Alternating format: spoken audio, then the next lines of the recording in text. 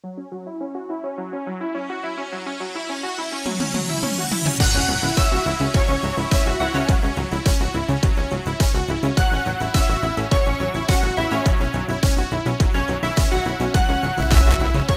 up, y'all? This is Johnny the Whiz Kid, back from Japan, and it was great. I didn't forget to update, I just had to declutter all my shit.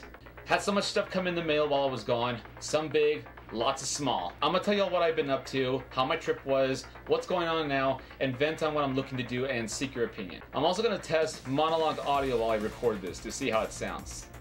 I know it's gonna sound like shit. But that's how we all like things, right? Yeah. Deal. So let's start with my trip to Japan. So cutting to the chase, I didn't get to see some people that I wanted to, but I did get to see my 3 homestay families. One was in Tokyo, one half was in Tanegashima Island, which I've never heard of nor been to, the other half in Tokyo, and the third in Kyoto. So I started in Tokyo and I went to E.V.O for the first time, which is a big gaming event for fighting gamers. They had Street Fighter 6, Tekken 8, Fatal Fury, King of Fighters, Virtua Fighter 5, and Dead or Alive 6 mainly. I was asked if I was competing, and I'm like, nah, I'm terrible at fighting games, so I just watched. That's not all they had. Classic games like Super Famicom. I beat Street Fighter 2 Turbo with Guile for the first time. I played Windjammers on Neo Geo. I played with some Japanese gamers. I took pictures of cosplayers. I made one friend. Saw some arcade cabinets. Saw vendors selling some custom-made joystick arcade controllers. Saw lots of merch, figures, t-shirts, and other random things. The place was pretty cool, but it was too loud and it was hard to talk to people there. I met some developers there from Brazil that made a new indie game, a little made up sport called Hit It Back. New ideas, new gameplay, not bad. Give it a peep if you dig it. I think it'll be on Steam. So I was there for 2 days, though it was a 3-day event. I saw some Palestine protesters there in the courtyard. Hard to believe Japanese are involved. I just ignored them. I went to Shibuya, I went to a Star Wars store. Cool things there. Anime-style Jedi. Love to see it in a fan art illustration someday. Star Wars is big, even in Japan. I bought a shirt there, overpriced. 5,000 yen? Takai desu! Kabarai Gosen yen?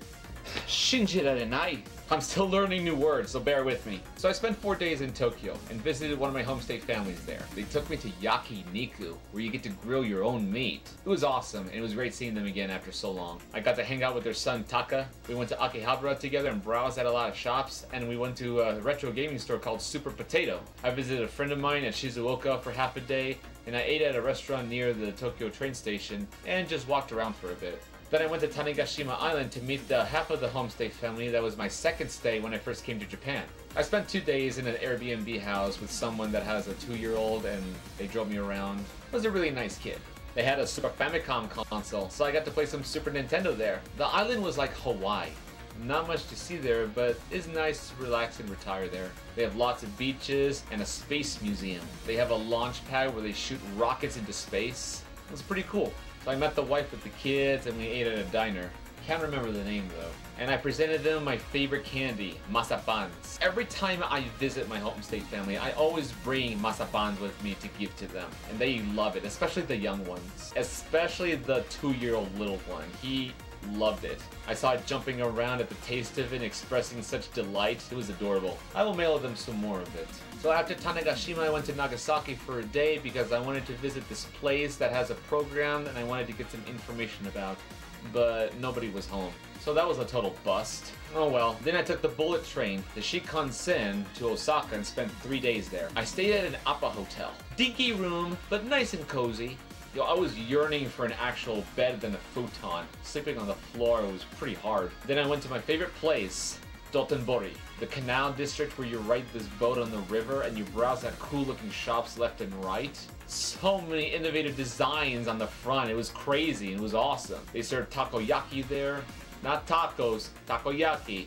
Popular, common food there in Osaka, which I'm not personally a big fan of, if I'm being honest. I had Ichiran ramen instead, most popular brand out there. Then I bought some Kit Kat candy or went to browse at this very common, very popular shop that has that penguin mascot called Donpen. It's got a lot of stuff there. It's pretty nice. They also had this Ferris wheel kind of ride that goes pretty high up and then down. I didn't ride on that ride though. So the next day I just chilled for half a day listening to some podcasts to catch up on stuff and chatting with my friends from home. Then I went to, I think Denden Town is what it's called? I was looking for more retro gaming stores and I found 3, including another Super Potato. I took lots of pictures and videos, and my phone was running out of space, so I had to delete a lot of pictures and videos. It was stressful because I couldn't figure out how to do that. And that's another thing. One of the biggest struggle I had in Japan was getting a good signal. I should have bought a hotspot with me along the way, but I didn't think. I got around fine with what I had, but I was getting very aggravated with the slow load times. So yeah, it was my fault for not thinking ahead. I never do. If you go there, you gotta get a hotspot or a Japanese phone. Unless you don't mind going old-fashioned, asking for directions and using a map.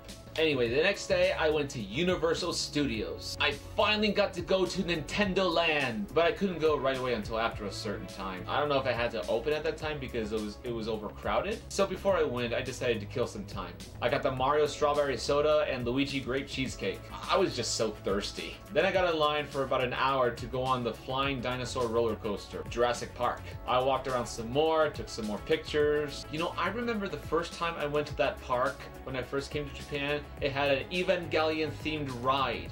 It was a roller coaster that spins around and you wear a visor and you watch a movie while you're riding the roller coaster. It felt like POV. It was like a mixture of a roller coaster and a motion simulator. If I remember the video a bit, you were a NERV personnel in a helicopter watching a battle take place in Tokyo 3. You see EVA Unit 1 fighting against the third angel that's wreaking havoc around the city. As you watch it, you're on the roller coaster as it spins around as if the helicopter took a hit or is evading an attack or evading impacts of explosions or buildings collapsing. Lots of crazy things was happening on that movie while you're on the ride. It was so cool. You can hear the soundtrack from the show even outside the ride. Sadly, the ride is gone now and it was replaced by some generic space fantasy ride with a ferry. So instead of the visors, the inside of the building is decorated with planets, stars, and asteroids, and it plays a holographic video showing the ferry and its friends. While it's dark, and the stuff glows in the dark. The ride was okay. It kind of reminded me of Space Mountain from Disneyland a long time ago. I went to one in France, and I think that's the one I went on. I prefer the Evangelion one a lot more for sure. And then I went to Super Nintendo World. I finally got to go! So you go through a warp pipe, and then you emerge into Peach's castle, and then outside, you see a great big valley. I saw Mario and Luigi greeting people, I saw Peach, I saw Toad. There's a stall where you can buy a wristwatch that allows you to interact with a bunch of things around the environment. Like you can hit blocks of any kind and they make a noise, just like you remember from the games. You can play mini games on screens that displays a variety of Mario enemies. So much to do. I was then getting hungry and I went to the cafe where I finally got to try their various Mario dishes. I got the mushroom burger with bacon on it and a super mushroom pizza bowl. It's basically a breaded pasta bowl you get at Domino's, but with it shaped as a mushroom. The bottom part is the plastic bowl with eyes painted on it. It was so innovative and so cool. I also loved the burger. I also got the lemonade drink called the Superstar Lemon Squash. I was so stuffed after all that. But no regrets! Then I went to Bowser's Castle to get on another ride, and I waited for over an hour again, but listening to Markiplier rage quit over Super Mario Maker, the first 8 episodes because it took place in Bowser's Castle. I showed it to some Japanese girls to kill some time, and we all had fun to watch him suffer. Then as we get to the ride, it was a Mario Kart ride, but at the same time, it was a virtual reality video game. You wear the visors on your head, and this time, as you turn your head around, you can see all the Mario characters driving around. Then with the steering wheel you hold on to, it has buttons on the top that you press with your thumbs. Then it throws green shells that you collect along the ride to knock out as many razors as possible. So it's a bit of a rail shooter game as you ride the kart ride. Not what I expected, but it's pretty cool. It's more for kids than any, but I enjoyed it. However, if I'm being completely honest, I enjoyed the line more looking at the interior of Bowser's Castle. Weird, huh? Then after that, the sun was almost setting, so I went to Donkey Kong Country next. I knew I had to get a souvenir at Universal Studios. and I wanted that DK barrel mug, so I got dessert with that. A tropical flavored frozen yogurt with an ice cream cone around it and cocoa cereal pieces on top. It had a big straw and a Donkey Kong drawn spoon. So rad. There's also a few interactive things there, like the bongos you can drum on that reveals Rambi the Rhino, and then there's Donkey Kong himself. I wanted to get on the minecart roller coaster ride, but it was closed for maintenance. That sucks. Still, the music around was nice to listen to as I immersed in it and chilled while eating my yogurt. I also bought a Star popcorn bucket, but without the popcorn, because I was already full. But what's nice about the Star is that it lights up. You just unscrew the top here, remove it, and then there's a button you press, and it lights up. You press it again, and it blinks. Just like the real thing. Now I'm a superstar! Superstar! Superstar!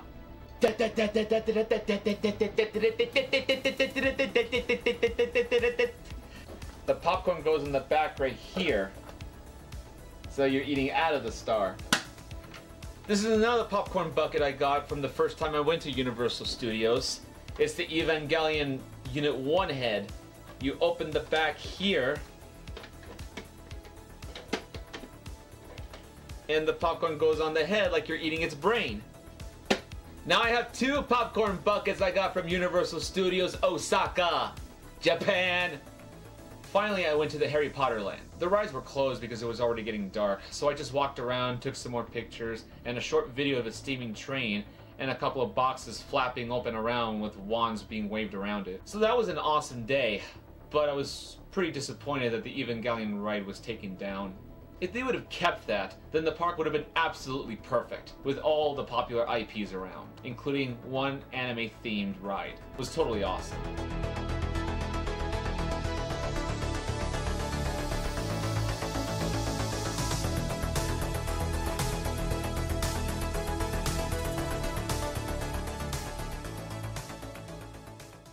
However, if I'm being totally honest, I actually enjoy what? Enjoy? That's a new word. I enjoyed!